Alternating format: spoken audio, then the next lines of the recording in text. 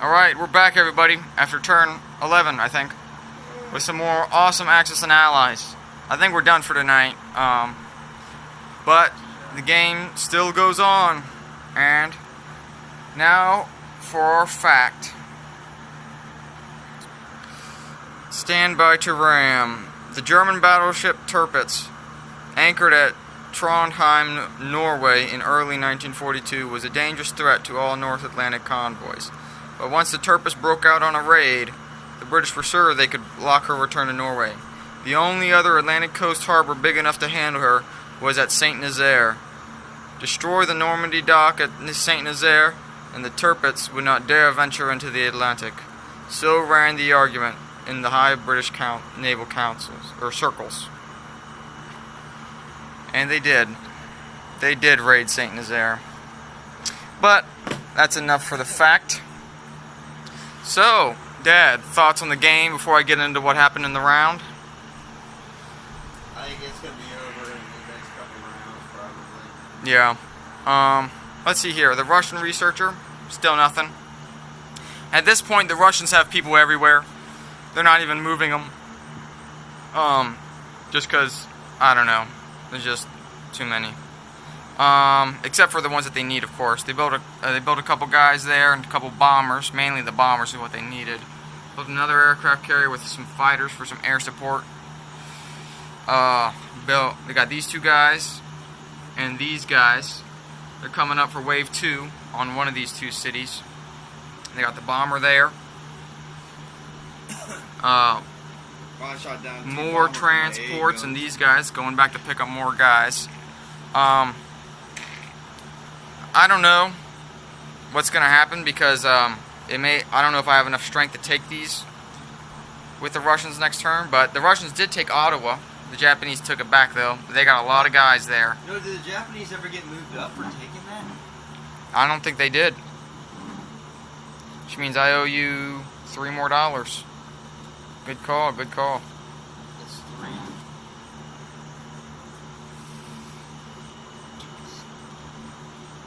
Alright. So, oopsie. Down to 3 for that? They did. Let's see here. Which means that they need $2, not 5. Alright, so after we fixed our stupid little thing. Yeah. So the Russian Navy's kind of demolishing, kind of taking over the Atlantic. Wave after wave of Russian soldiers pounding the Japanese. That's pretty much what they're going to focus on now, I suppose. Let's see here. Like I said, they're not moving hardly anybody. They're just kind of taking their good old sweet time. Chinese built more guys, and we're going to leave it like this. That way the Chinese cannot build more guys, because every Chinese territory has more than 3 Chinese units in it. So, and it's taking a bunch of our chips. No more Chinese men in the box either. But I think the coast is pretty safe from the Japanese. Built some more British destroyers. Got a destroyer there. I made a stupid mistake. I was going to put them in the Carolines so that they were both in range of Japan and San Francisco. But instead I have to put them there, and now they're not in range of Japan because I did destroy the Navy quite handily that was there. They moved their Navy from somewhere to there, and then I smacked them and destroyed them with the British Navy, which was an awesome victory. But I, the stupid idiot that I always am, forgot to leave a boat to guard the transport. So if I put them in the Carolines, which is a more strategic location and a better location, that bomber just would have went 1, 2, 3, popped them, and then came back. So I had to move and change my plans. That sucked really bad. But you live and you learn, and we're a better player in the end of the day because of that. Got some transports there we built. Got some more guys in Australia. Yeah. It'll probably be over the next day we play. Yeah. Oh, this guy came up, and those guys are still stuck in Brazil. The fighter came from the Africa and landed in the West Indies. maybe to help out, land on that aircraft carrier, help defend a little bit or something. I don't know. And yeah, I think that's about it. Here's the money chart. Dad, any thoughts?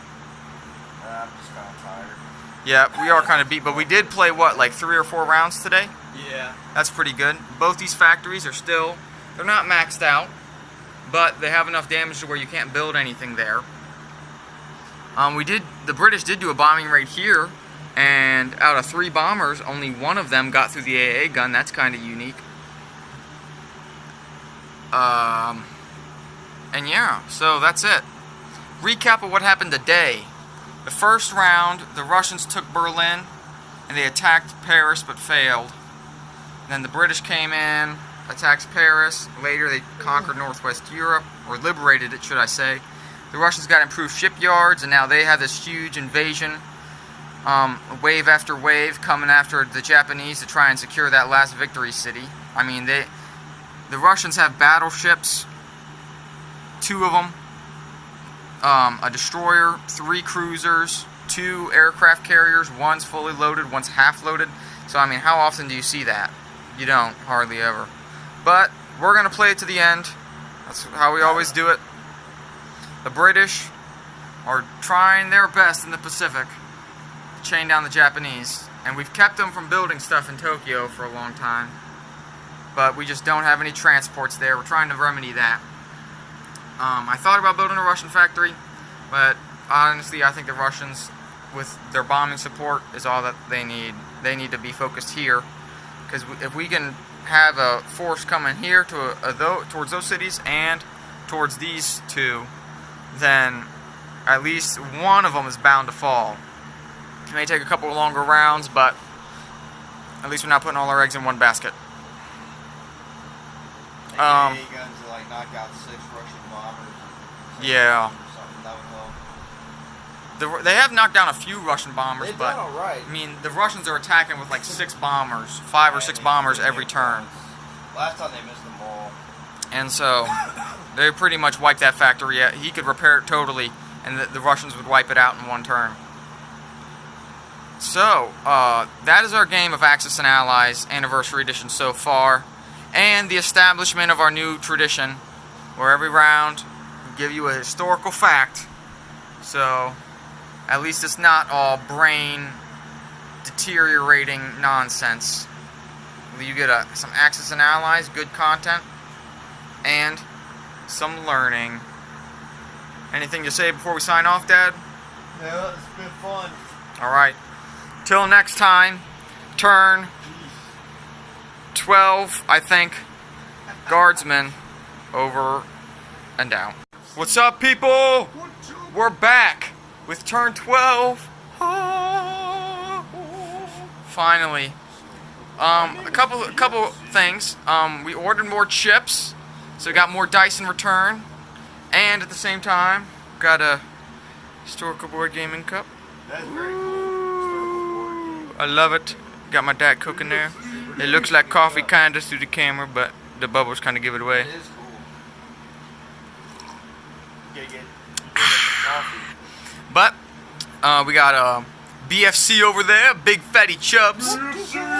Oh, we also assigned alternate names so that we don't have to put our real names on the internet. Yeah. I'm Supernova, and we got Peter. Peter. Chuckles is in the house. Peter over there, and Chuckles is in the house. That's not his real name. It's just his You're supposed to tell everybody it is. It's Peter. It's Peter. Peter. He named himself after Peter Griffin because that's he's addicted to Family Guy. But I was thinking our guest of honor, Peter, has the fact for this round. read us the fact. Alright. Trademark fact Admiral of the Sebastian Bastion. Sir Bruce Fraser, sailing in the Duke of York, and acting on enemy reports received from Vice Admiral Burnett, had on this December 26th been proceeding eastward with Force 2. His sole aim was to approach the Scharnhorst, cut off her retreat to Norway, and sink her, then disposing the most serious threat to the Arctic convoys. Very good. Ooh, interesting. Never Now I'm heard assuming the what was his ship name? What was The his? Duke of York. The Duke of York. Yeah, I'm assuming that's a ship name because the Duke of York was somebody that was The Grand Old Duke of York. He During had the, 5,000 men. He marched them up the hill. He marched them down again. during the Revolutionary War. Yeah, so I was thinking this is probably not the real Duke of York. It's probably a ship, but Scharnhorst. That's a very awesome name. Scharnhorst. is a German ship. Yes. Ah. Great name. So, go over to Historical Board Gaming, get your crap, Get your. and also before you check out, get a super awesome mug. It's a cool channel. Or Um, cool, It's 100% guaranteed to make Diet Coke taste better. So, Not sponsored. not a sponsored video. We were thinking about trying to get to a historical board gaming Comic-Con, whatever they call it, convention.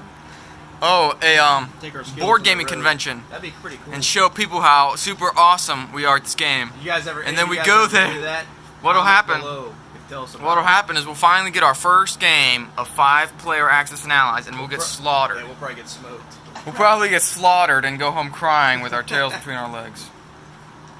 Here's my next AA gun. And then we'll sing, "We used to be men, and then we went to play at a board game convention and got beat."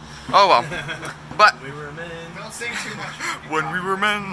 Look at my next AA gun roll right Oh there. my gosh. So, enough of that. 3 minutes of something crap. But, Domino over We're here. back to our game. obviously Germany did nothing this turn. I think Japan's So just holding straight to on. Russia. Russia gathered their navy kind of a little bit up there and down there. Move the aircraft carrier over there. Built some transports. Moved those transports over. And built another transport there. Kind of gathered their invasion force, their bombers. The British moved their fighter up from there. That's pretty much it for the Russians. They bombed Japan, Japan had maxing the factory out. unfortunately. but since they got 5 bombers there, they had 6. They shot one. The Japanese shot one down. So that's pretty Shot down 3 pretty bombers standard last though, time. because that's only worth 16. The Japanese, they did a lot of fixing on their factories, because the British actually had a transport there in range of a victory city. And ladies and gentlemen, if the British take a victory city, there's no Axis that goes after them. So if the British take a victory city, game's over. The game. So, yeah. The Russians not so big of a deal, because if they do, they'll take one of these two, and the Japanese can counterattack and try and take it back. But the British, no. So they built a couple guys there. Built some guys there so that there was no free walk-on. The British, they also gathered their fleet. They did liberate Wake Island. That's kind of, I mean, might as well, whatever. But Chuckles. they kind of Chuckles. Yeah. gathered their fleet there, preparing their invasion Oh zones. my God. You okay? They Chuckles. Man down. built 2 more transports there in Australia, 3 bombers, and a cruiser down there in Borneo. And what happened is Chekos fell down, and they're freaking out. He might have got scraped up a little bit, but that's a good thing. Toughen that little boy up. Let's see what happened over here. Oh, the British. Yeah, that's why we have people like Peter here, who's so soft in our family. He can't take a fall, get scraped up, cry whenever they get a paper cut. But they flew their fighter up from the west and east here on second movements. They did bomb the Japanese in Washington though for 2 damage with 3 bombers. However, there's only one bomber in London. How did that happen? Well, out of 3 rolls, the Japanese shot down 2 of the bombers. Right, Dad? Bond hasn't Or- fallen yet. Right, BFC, man. BFC. They shot down 2 out of 3 British bombers. So that was pretty shocking. That was funny. Because I was like, what if I roll all 3 ones and I roll 2? And so yeah, that happened. Japanese also moved all their guys up to there, as the Russians are actually not in range of attacking DC. That ship just looks like it's not sitting down there all the way. And yeah, that's about it. Not too much has changed on the money chart. Actually, nothing has changed. That's about it. So, anything you want to add, Mr. BFC? trying to hold on, but there's a horde coming from here and here. So Yeah, I mean, look at the Chinese. We didn't even do the Chinese because they have more than 3 men in at least 3 men in every single territory. I could have moved some guys around, but we need to save some of the red chips for factories and such. And yeah, that's about it. So we'll see you guys after turn 13. Yeah, I don't know how many more rounds we'll have. And that may be a post-game wrap-up, but at least we'll get another fact. Yeah, it'd be cool to watch this video straight through. I'd like to see that. Yep. Guardsmen, over and out. Hey, Chuckles. Dun dun dun dun dun dun. Victory parades across Europe and Asia everywhere. The BBC broadcast signing off, and the bells ring once more. VJ Day. And then we got BFC doing the fact. And this is a post-game wrap-up of after what? 13 turns? Yes. Or 12 turns? Something like that? 12 was last time. 12 or 13? It's 13. I don't know, but we lost count like a while ago, Luke, at like 7 or 8. So, but tell us when you're ready for the fact. This is called the Road to Arnhem. Sunday, September 17th, which is also the anniversary of Antietam, was fine but overcast. There was little wind and the clouds were high, ideal weather for an airborne drop. By noon, more than 1,000 troop carriers and nearly 500 gliders were heading for Holland, for the greatest airborne operation ever undertaken. That's Operation Market Garden. Is that the end of the fact? Yeah. Well, ladies and gentlemen, this is probably the best game and by far the most interesting game of Axis and Allies I've ever played. Good game. Yeah. And one of the well, it's not really one of the longest. The longest was definitely World War I. That took like 6 months. Yeah. But we played for 4 weeks. And, yeah, so let's see the post-game wrap-up. For the last round, what happened? The Russians sent everything they could into there, and they failed. Got down to a couple men, and they got to move. And the Japanese moved a man up and everything. I'll throw that over here right now. Yeah, Luke, whatever you do, Peter, don't swing or throw any ball or anything in here. That'd be horrible. My name's Peter. The bomber bombed the factory for 2 damage, but that was kind of inconsequential because that was. Yeah. The Japanese made a couple bombs. The game is over. But they didn't do much good. Here's the chips. Honorary count: 2, Japanese did hold off 4, the Russians. 6, 8, 10, 12, 14, 15. We're not going to play domination, but the British built a fleet there, moved their guy up. He's getting to the French West Africa. Obviously, the Russians are prepping for another invasion force. Got guys there to load on that transport. Those transports are loaded. Those transports got those 3 men on them, but they can load up with those 3 artillery, more tanks, and everything for when these transports come back. That was the surviving tank, the one surviving tank, because I didn't want to lose any aircraft. The Japanese did sally out though with a bomber to attack these 2 bombers and killed one actually. So that was interesting. And then just kind of build a bunch of random crap. The Japanese also sallied out here and took out 1 Russian bomber with their bomber. It's kind of a suicide charge. Maybe it would have been a little better as a casualty shot for Tokyo, but maybe not, because actually it wouldn't have made a difference. And obviously the big thing you've all been waiting for, the invasion of Tokyo. The fleet, all these guys came from the Carolines except for the carrier, which came from Wake. But the fighters came, and the battleships all came, and then the transports with all the guys came. The bombers came from Borneo, and the Japanese didn't take a single guy with them. Nothing. It folded. So that was pretty much it. And there's no way they can take it back. It's the end of the turn. Even if they did, they have no money, no nothing. They couldn't take a victory city even if they wanted. Even if they did have money and stuff, they don't have any boats. So. Oh, you get all the money from the Japanese too. Yeah. The cruiser moved up there, brought the guys from Australia, prepping for the invasion of that. Because I always like to pretend like, in the real war, they never would have let America be conquered.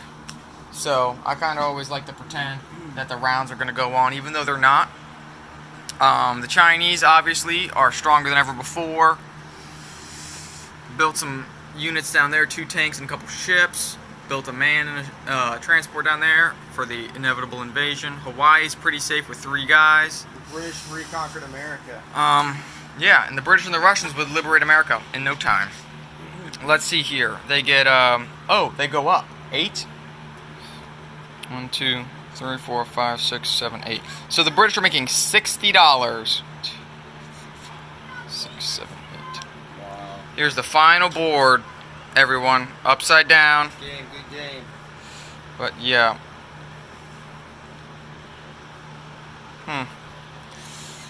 $60. Let me count this out right quick. Yeah, they got a lot of money too.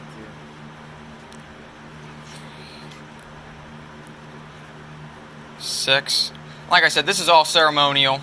We're not going to continue playing, but for completion's sakes, Like 15, 16 rounds or something? we're at 13, 12 or 13, because we lost count. But yeah. So this has been the end of turn report, and now it's time for the end of game wrap up, I suppose.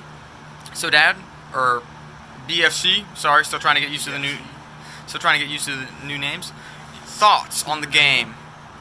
I think there's a couple key decisive battles in this game. The one that sticks out to me is when the Germans lost this battle here, because they had a good shot at conquering Britain, and you had what, 1 fighter, 2 American bombers First my came 1 in. battleship or something, Yep.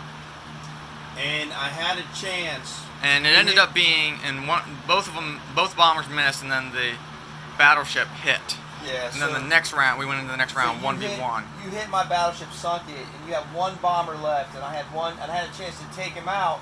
I rolled a 5 and missed, and because of that, your bomber got to take all my transports. And Yep. then my invasion of England, Which was like what, 3 or 4? cut short. Yeah. And I don't think you could have stopped me, because you didn't have hardly anybody there, and I was going next. Yeah. And that was key, because Britain held on, and now they basically just won. Yeah. And the Russians were strong, because I kind of was focusing more on Britain at first. And before we get too in depth with the out of game or the end of game wrap up, I do want to remind you that we played over the course of 4 weeks. So especially the early stuff, if the early stuff gets kind of hazy and we don't remember it quite right, It's been a while. yeah, it's been a while for us. I know it's only been like 30 minutes for you. So, obviously, some of my thoughts are technology. The Axis never bought into technology one time, I think. Maybe once. But I wouldn't be don't think surprised they if they did, didn't at all. The Allies did, and they pretty much got it on the first go for a lot of people. The British took a couple, Americans were first go, the Russians were first go twice.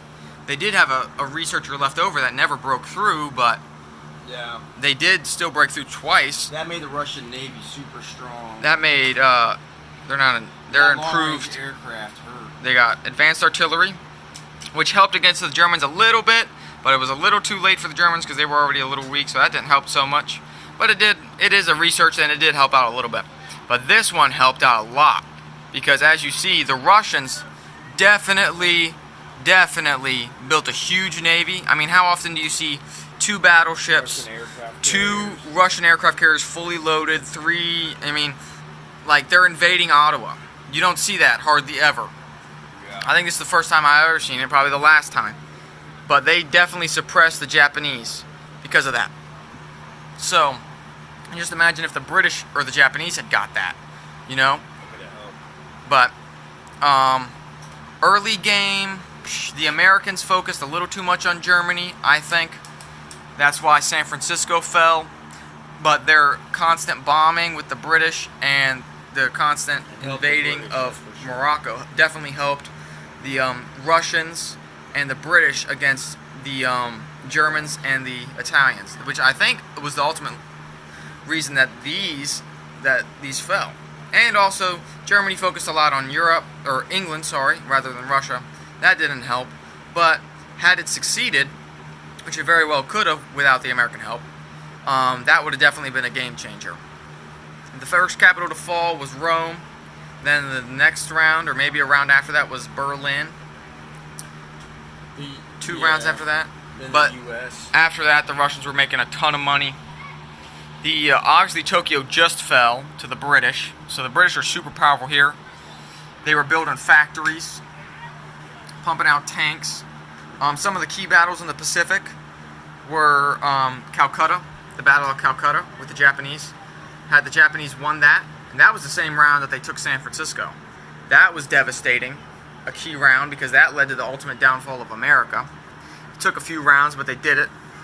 And but had they taken Calcutta the same turn, the Axis would have won. I had no doubt of it. Yeah, that because was a key battle too. China was struggling to hang on. Russia hadn't even beaten Germany out of its own territory yet. Or if they hadn't pushed into any German territory other than Finland. So, and then they would have the Japanese on their back door. Guys out here. Yep. But then after that, then the factory came into full production, and the British were pumping out 3 tanks a turn. Yeah. And the Japanese were very weak on the mainland at that point. Then China just got out of control. All these guys were coming over once Germany fell. Russia was bombing Japan. That's a huge thing too. That's something I like to do in all Axis and Allies games with the Allies is bomb, bomb, bomb. A lot of times I go too overboard on the bombing, and the Germans end up winning because they never invade. As you see here, the British only swept in after the territories were empty. They didn't actually fight any Germans there. Well, they did fight an Italian artillery in France, but that doesn't count. But bombing definitely helped in this scenario. Let's see. Battleships were suffering all game. Until the very end, the bombardment, 3 of them hit out of 4. Yeah. But I mean, the battleships Japan had of a chance to hold, but Britain and of the UK and Japan battled each other constantly in the Pacific over the course of the game to no avail. It was always destroyers or cruisers that were sinking Japanese and British battleships. I think there was a fleet of like 3 British battleships at one point that got sunk. Yeah. By what should have been a handed battle, but wasn't. And they just never hit. Just kept coming back. Over here, the German battleship obviously blew it against the American bomber. The Italians sallied out a navy with a battleship into 11 or 9 or something, and the Americans had a battleship or 2, and they went on for a long time. The Americans ended up winning, but it went on a lot longer than it should have. The Russian battleships never actually fought anyone, but the cruisers did more damage on the bombardment than the battleships did. I think 1 battleship hit, but 2 or all 3 of the cruisers hit. And so the battleships have been struggling. The anti-aircraft for BFC there definitely was kicking butt this game. Big fatty chills. Japan shot down quite a few Russian bombers, mainly because there were just so many that they, were bound to hit some. But Germany was constantly plaguing the American and British air forces by shooting down bombers, 1 or 2 at a time. The Italians never really did that great, but they may have shot 1 down. I'm pretty sure of it. The DC one, though, definitely shot down a lot of guys. Yeah.